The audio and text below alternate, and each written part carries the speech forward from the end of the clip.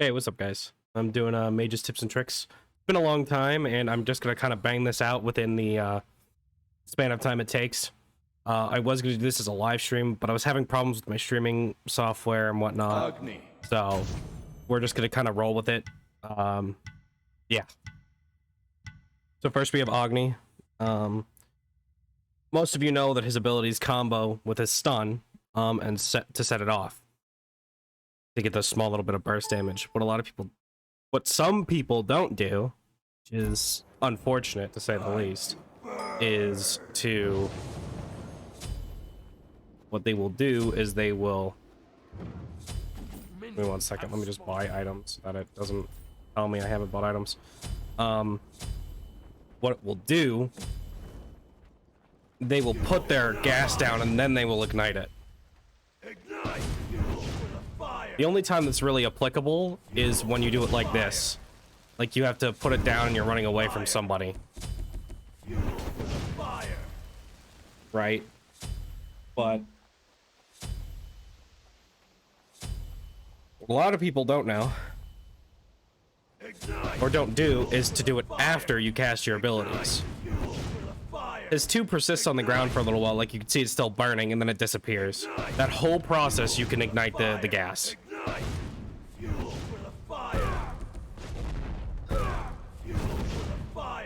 Now, the gas does not even need to be near or on target.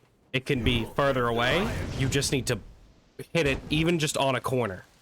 You see? Where that doesn't hit, but it could be overlapping in any way, and you can get it with that.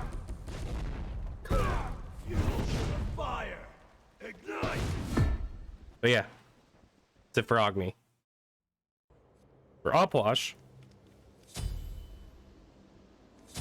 there is one thing that a lot of people don't realize you can do with the corpses. So, and I messed up. If you do it quick enough, you can have it just explode on your feet. But obviously, you gotta be fast enough. So if somebody's like right behind you or right in front of you, you can blow it up and get all the damage. And again, like Agni, you don't need to be centered on it for it to blow up. However, the circle does need to be touching all the corpses that are in it. Like in that case, it was. Also, there's nothing wrong with immediately 2ing after you throw down your ability. You're only using your 2 to confirm the extra damage with the corpse explosion. So it's always best to just follow it up regardless of if you're going to hit it or not. Or you think you're not going to hit it. Unless you're specifically saving it for something else. Like this, you're proccing. You're like proccing E-Staff, or you're proccing the anti-heal, and you're waiting for them to go on you. Once again, you do that with Opwash. For Anubis, instead of an in-game demonstration, I'm just going to explain it. Use your ultimate specifically on objectives. This thing absolutely shreds objectives with how many times it ticks. And it's on a short cooldown. Don't be afraid to just let it rip to shred objectives, especially with Frenzy being prominent in the meta and the flat pen right now being the big stuff. Make sure you're using this ultimate to its fullest capacity, burning down objectives like Gold Fury and Fire Giant. Hell, even Scorpion. Use it to heal. Use it for a lot of things. So, without Kaung, a lot of people will leave their 2, let's just say use some of the damage, this guy jumps away, and they will just leave their 2 on them. You want to get rid of it so it goes on CD faster. Because it does not go on CD until the dragons dissipate. It didn't show on CD, but... Oh, God damn it. You see what I mean? I'm taking off reduce cooldown because it's the passive that's messing up with it. Anyway. This entire time I'm in my 1, it's blinking. It indicates that I'm still stealth, but it stays on the ground. It doesn't disappear or go on cooldown. So, if you are dashing, let's say, over a wall or to get to lane faster, it's always best, even if you're under no threat, to just instantly explode it so it goes on cooldown, so you have it for the next time you need it, if you're going to need it. Same goes with the 2. Let's just say this guy jumps away. No reason to hold this. Throw them away. So it goes on cooldown, so you have it up. Also, you don't need to execute without Kaung ult. You can use it to set up damage.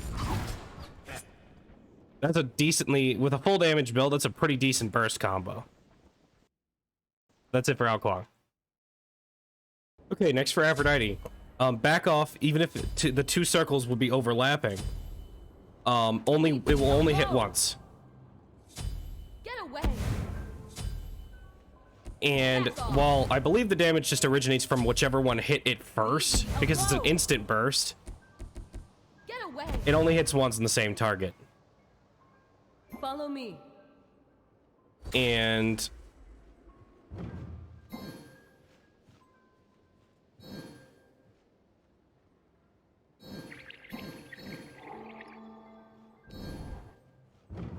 Follow me. okay. Anyway, it's weird to do this without voice comms.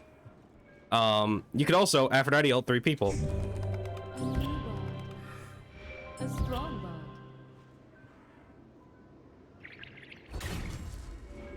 Like I said, For love. Okay. That's too bad.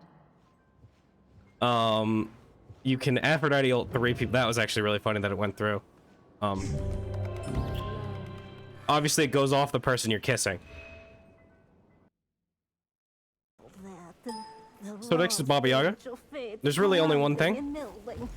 Will you shut up, Baba Yaga? Holy Anyway, there's really only one thing. Nope, that's just me. Stop interrupting me. There's really only one thing, and you... Basically, just to charge up what I call the cabin juice, you can walk into a lane you're not heading to. Right now, the traditional mid-start is to start at speed buff and then go to red. So what I like to do is I like to walk my house all the way over here so that it's charging up. When it's moving and it's away from you, it charges the fastest.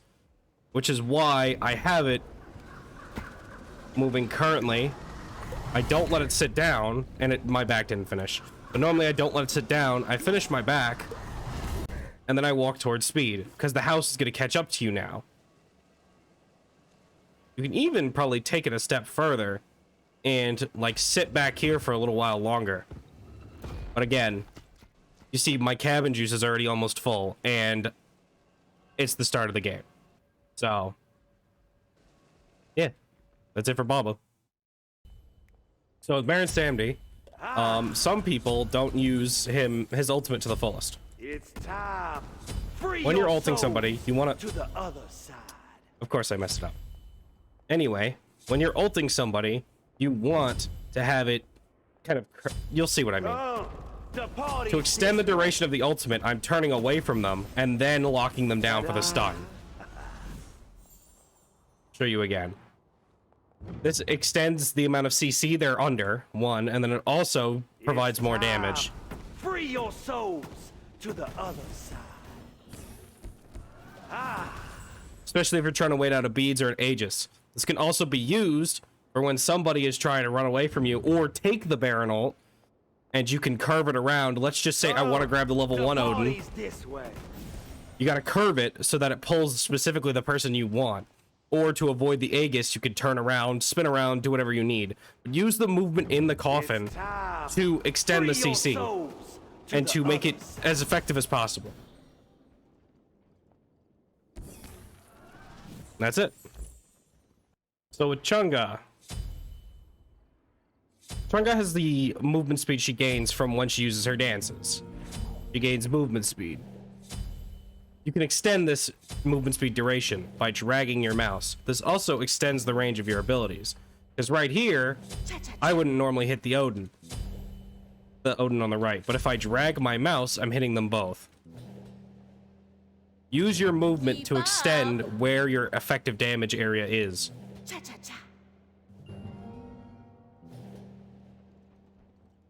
It's most useful with the 1 and the 3. As you can see, I'm moving much faster and being more effective. Putting out more effective damage, I mean. With the movement. So the subtle movements of dragging your mouse extend your abilities. Once it comes out, though, don't do it too early, because then you just end up just fucking it.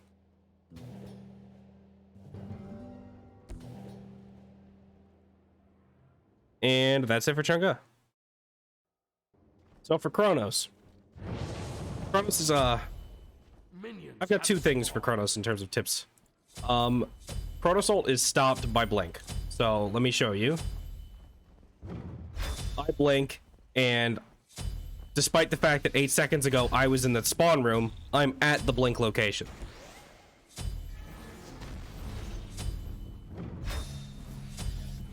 See, I'll stay in place from where I blinked.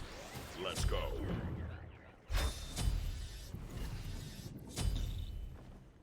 So you have to be cautious of that if you're going to be running Chronos with blink.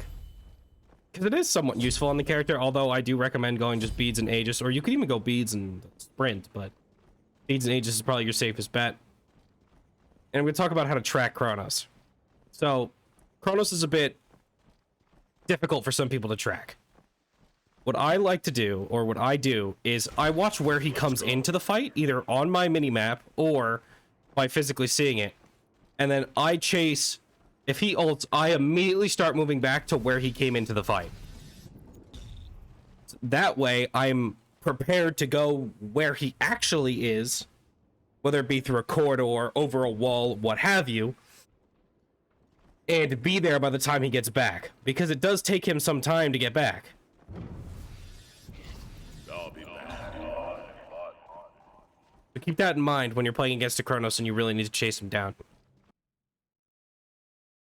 Discordia really doesn't have any advanced tips or tricks that I could give you, other than maybe bouncing the apple off the wall. There really isn't much other than her abilities can explain to you. Next we have Eset. There's really only one thing with Eset that people forget. So this is gonna be quick. Eset's 1 removes all backpedal penalty. Minions have spawned. You see how I'm moving slower because I'm backpedaling, but Eset 1 moves all backpedal penalty. So if you're running away from somebody, you can just turn around, and still hit them while you're running away, and then quickly turn back on like the last shot. So yeah, no backpedal penalty during Eset 1. Next we have Freya. One thing I like to say to Freya players is always hit them once with your slow on the 2 to apply the slow so you can keep up with them before you have hastened ring, or when you just don't have hastened ring, to guarantee the damage. Extra damage on the combo.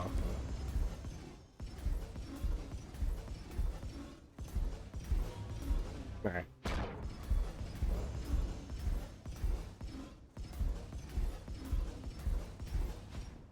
So 2, slow them, then hit the 1 to keep doing damage. You can even do it. You can even go 1, 2, get the extra slow, and then do it. I actually activated that too early.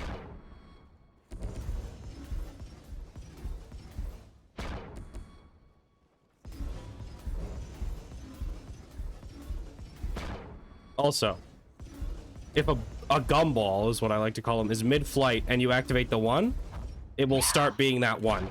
Like, it will start being the non-slow variant, the extra damage variant. Just so you're aware. Also, Freya ult is cancelable.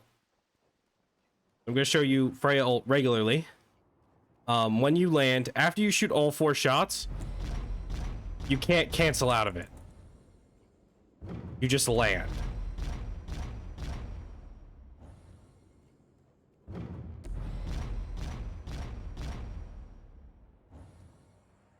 You can, however, cancel out of the CC immunity, which is really weird.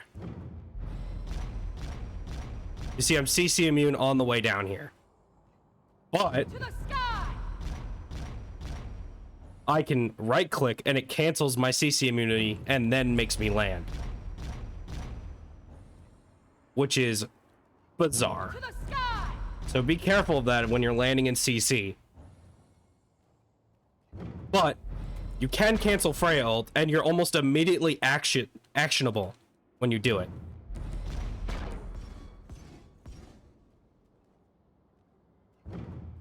To the sky! It's kind of crazy. So if you're looking to, let's say, take 2 shots and then just go on them, you know, you can do that. To the sky! So be cautious with that. Don't right click if you're landing in CC. Don't try to right click out of the CC immunity because you will cancel it.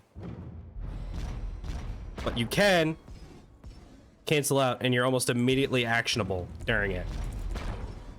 Whereas normally, when you just take the time and land, To the sky!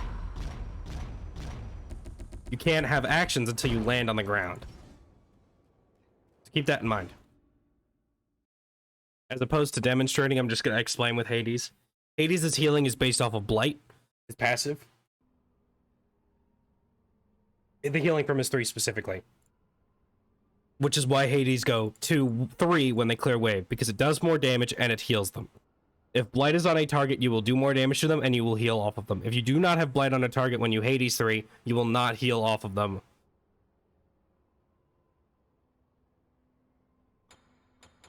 And yeah, that's about it. So with Hebo, there's a couple of different things you want to do. Like in terms of your passive management, you typically want to lead off a fight with your 3 and then your 1, just so that you have more damage guaranteed on your next ability. Your 3 is the setup into your combo. Why is there 2 of you? What the hell? That was weird. Also, with the change to Hebo 3, you now have an instant combo into ultimate. Bodies hit the floor. You now can move directly towards where the target is going to be and just immediately ult them. So, Rip it! Go Truffle! yeah, keep that in mind.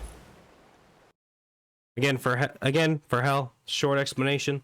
Hell's Light Stance 1 goes through walls. You can heal and damage people through walls with Hell Light Stance 1, while her Dark Stance does stop on walls. This one's more for if you're playing with a Hera than against one, or as her, but Hera's 1 toss is stopped by damage.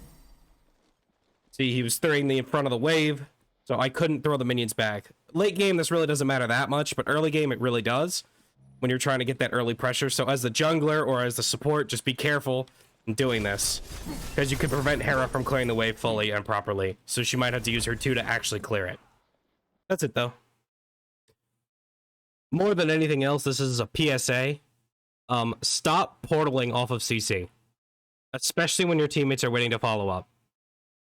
Unless you're using it as the last form of CC, stop portaling off of CC. It screws so many things.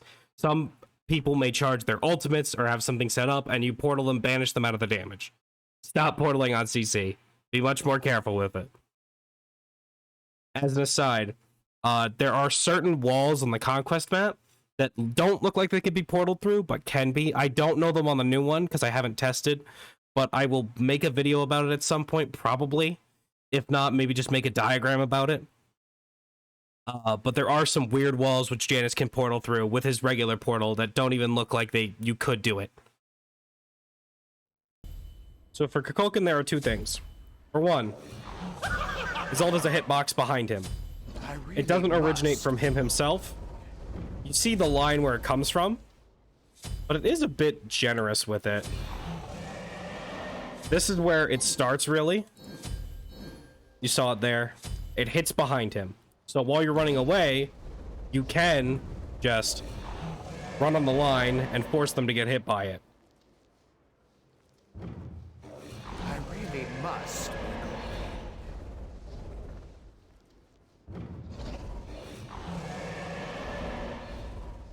And lastly, your 2. You can use it to cancel other animations as well as its own animation. I really must. A mighty storm! All of his abilities kind of cancel out on that front.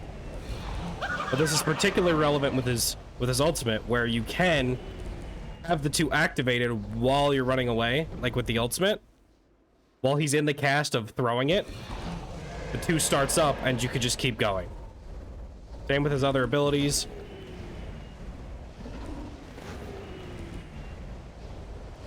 That's it for Kukulkan. So with Merlin, I'm going to do something different. First, I'm going to do this demonstration in here, and then I will do a gameplay demonstration. For Merlin, there's a specific way you want to level. Because he has 3 stances, you have to use... Those 3 stances are used in different ways. You're going to start with your Void Stance 1, and you're going to stay in Void Stance. You're going to switch to Fire Stance for the next clear, the abilities. Right? You're going to get your 2. At level 3, I would get your Flicker. And then here's where people are kind of, you max the 1, you max the 2. What I like to do is I put 3 points into the 2. And then I start maxing the 1. Finish off the 2.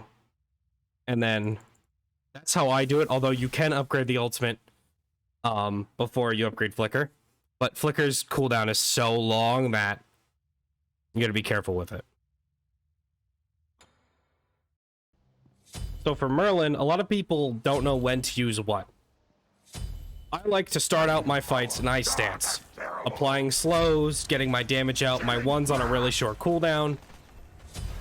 Well, obviously I have the reduced cooldown on right now, but get my point. My 1's on a short cooldown. And let's just say an assassin or a tank dives on me.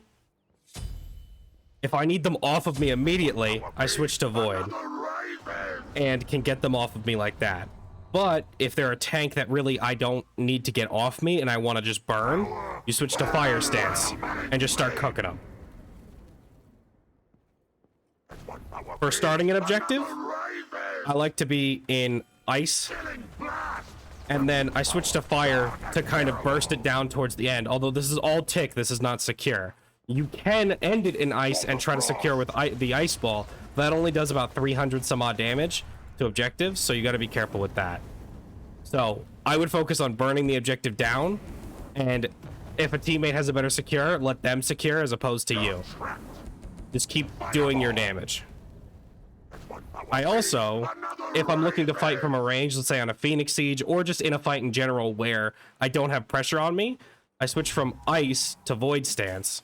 So I get my Ice damage out, and then I switch to Void Stance for CC and a bit more damage. Where do you think you're going? Stop right now! And then obviously if I'm starting in Void, and the same goes, if there's a tank on me and I need them off of me, I'll switch to Ice Stance. But if I can burn the tank, I switch to Fire. If I need them off of me, I switch to Ice, and I run away with the slows. Hope this helps. With Morgan Le Fay, you want to use your 3, and I fucked it up. All right, hang on 1 second. I gotta back off, and I gotta reset my cooldown. Just clear that wave. And I immediately messed it up because I double tapped the 1. Okay. But on first wave, you want to 1-3 on try to hit them, because this provides extra pressure onto them. Even though it's a little bit of damage, it does stack up, and they're not hitting minions to clear the wave. They're hitting that. So then you will hit level 2. At this point, I would be level 2. You and your jungler would hit level 2 first. Again, it just applies the extra pressure. And that's it.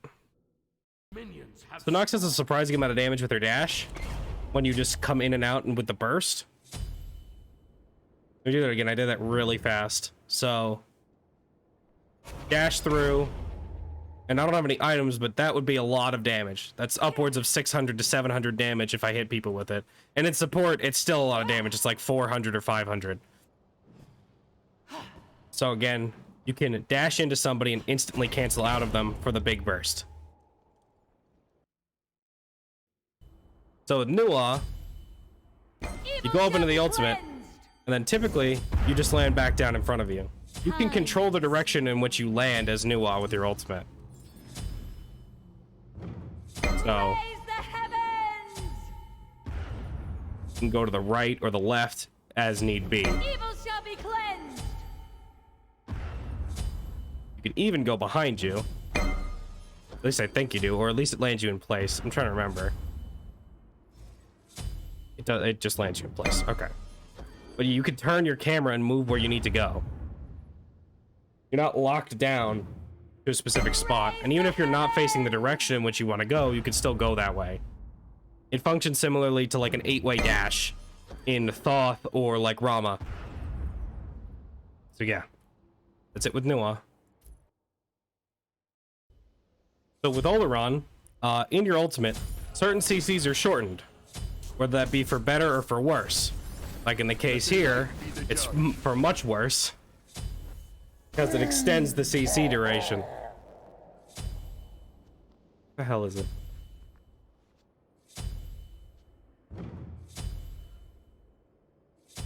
This is, again, let me show you. Space and time are both my domain. A son to vanquish thee. Like you saw before, that was a bit longer than the CC duration, although it was affected by diminishing returns there, so it did shorten. But this is really detrimental when you bring in somebody like Hunbats. Go ahead. I'm pushed out of the ultimate, and I'm feared for way longer. Go ahead and reset cooldown. Do it again. Let's go to the Gold Fury pit, just so that I'm not with the super movement speed. Alright, go ahead. But he can push me into a wall here, and I'm stuck in that for a longer duration.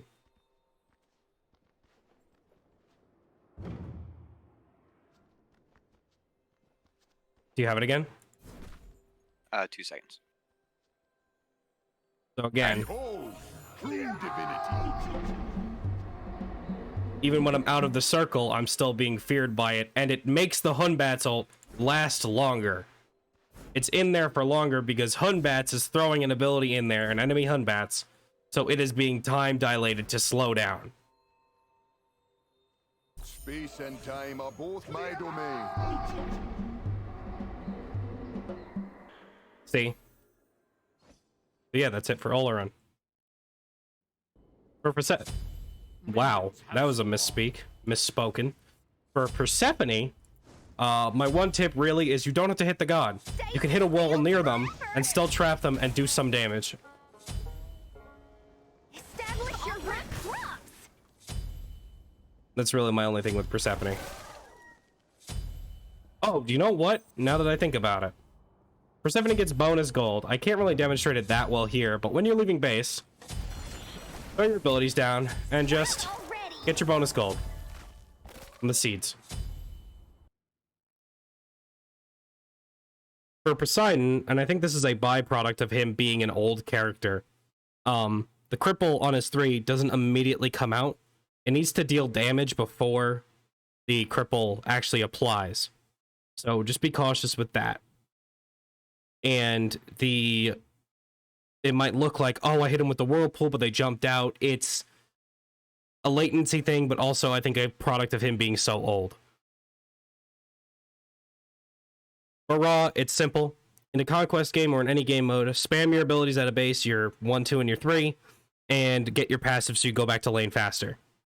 Same thing within fights. If you want to keep the movement speed up, make sure you're using your abilities to keep the movement speed up.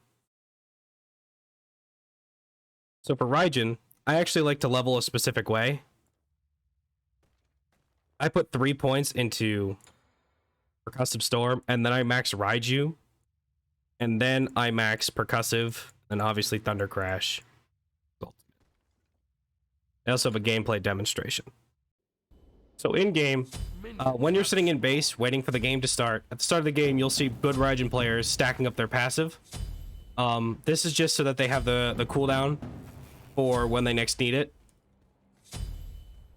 You can either choose to leave it at 3 so that it stacks the 4th one at speed buff, and you can use it at red or at wave and then have it up again after you use it on wave, or you can have it fully stacked while you're at speed buff so that when you use it, you have it up faster for when you're heading into lane. Outside of that, late game, I'd make sure you're at 3 stacks just so you can get that CDR back for when you 2-1. And then for his ultimate, obviously damage, taunt, fear. But after you select one of these, That is the one that you will be shooting if you just left click. So here, I put 2, and now I'm only shooting these. Until I hit another button, it's not going to shoot a different one. So keep that in mind. If you don't want to be constantly fearing them away, one way to simply avoid this is to just use the buttons instead of your mouse. Just hit the buttons you want. But if you are using your mouse, make sure you remember that you're setting up. Your next shot is going to be the button you just pushed. So if it's 1, it's the damage. If it's 2, it's the taunt. If it's 3, it's the fear. Keep that in mind. So for Scylla, there's no gameplay demonstration here. Just her leveling. What I like to do with Scylla's leveling is skip a point. But I don't skip it specifically so that I can get a point and I'm a monster. Or excuse me, I'm sorry. I'm being an idiot. I put the next point into the 1, and then I get the next point in the 2. I don't point skip. I don't know why I said point skip. Because I don't put it in I'm a monster, I put it in Sikkim. And I get Sikkim maxed because that 3-person route is huge. And then I start putting points in I'm a monster whenever I can. Your Scylla ult damage is not going to be too different from when you have it maxed out, or your crush damage maxed out. I personally believe that this is better because you get 2 stacks on your passive sooner, and it gives you the extra effect sooner, which you really want as Scylla, since she scales so well. Also, don't be afraid to just use your ultimate to run away. You don't have to slam down for it. You don't have to get the damage off. You can use it to run away. You can cancel it to dash away. There's a lot of things you could do. You can also throw your 3 out, walk up to a wave and clear it, and dash back for safety. There's a lot of things you could do with Scylla. She's a very creative kit. So, experiment a little bit. Soul is a very simple character. I don't really have anything for you in terms of tips or tricks. It will be well worth So, the I've got a couple things when it comes to the Morrigan. You can actually, let me reset level here. You can set who you want before you even have the ultimate. Make sure you set who you want before you even leave base, honestly, because it's best to do that. In most situations, you want to pick somebody who's either tanky and can survive the middle of the fight, or somebody with a very impactful ultimate. Some of your best transformations, Hera is really good, Hunbats is really good, Odin is a decent one, Sun Wukong is incredible, Guan Yu is really good, Amma's really good, anybody with long duration CC immunity. Certain characters don't cancel out of the Morrigan ult until their ultimate is done. For example, Set has a very long ultimate, but you won't be taken out of the Set form until the ultimate finishes. Now, the main thing with the Morrigan, as soon as you stealth, you should activate your 1 if you're going in on somebody. This is so that it's less likely that they hear you activating your 1 when you're going on them, and you can surprise them. You cannot comprehend us. This is both an escape and an engage tool, so use it as both. Your future looks bleak.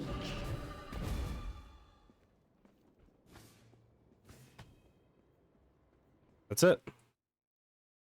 So with Thoth, you can be disarmed out of your 1 and your 2. I can't shoot it while I have the disarm effect on me. Can't do either or, because it's based off of your auto attacks. These are extensions of your auto attacks, so you can't use them. This doesn't affect his ult though. Also, use your walls creatively. Let's pick up the pace. And on objectives. The extra damage on your carry on objectives is actually huge. It may not seem like a lot, but it is actually huge. That's it. No gameplay here for Tiamat. It's just use her minions. Use them properly. I would avoid using the storm until later on in the game when it actually gains the proper damage it needs to be effective. Throw down her 1 when you're leaving base later in the game when it has super short cooldown, just so that you have minions pressuring your other lanes. Make sure to use that pressure. The pressure seems like very little, but it is a lot. It used to be a lot more, but it's still a lot now. It helps push waves. And overall is just super strong.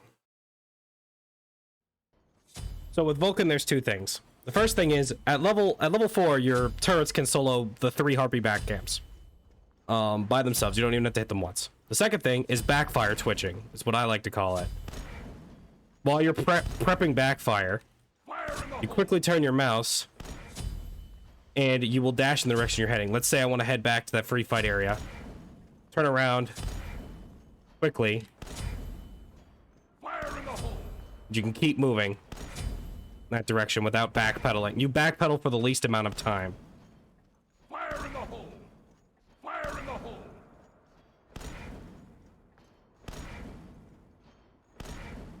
That's it for Vulcan. With Zeus, I'm not going to do a gameplay demonstration. I'm just going to tell you. With this shield, you throw it on the ground, you hit it, it does an AoE auto attack.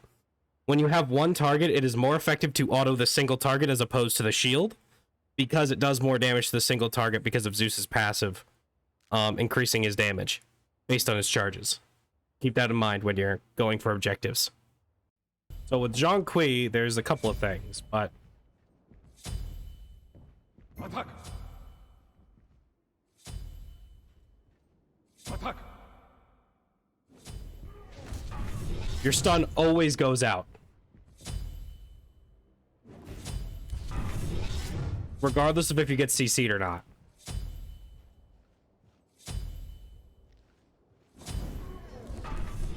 Oh, well, that didn't hit me. But you get my point. Regardless of if you get CC'd.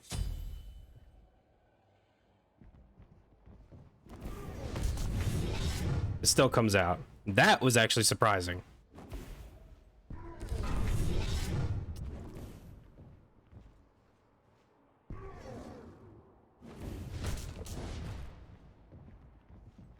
So let me show you again. Fuck me. We're really not. This is really difficult to do without a. I demonstrated it once pretty well, so.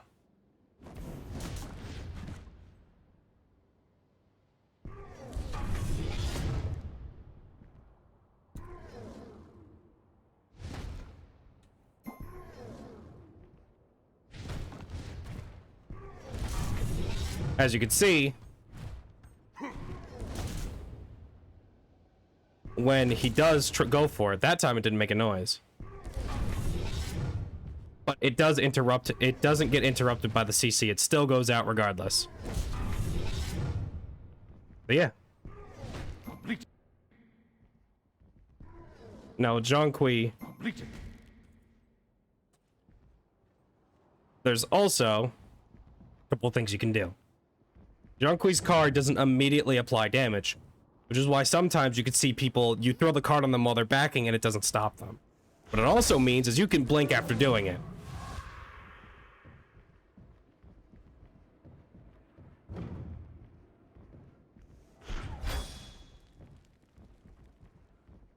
And lastly, for his ultimate, you can Aegis while in his ultimate. That's it. Thanks for watching, guys. I really appreciate it. Peace.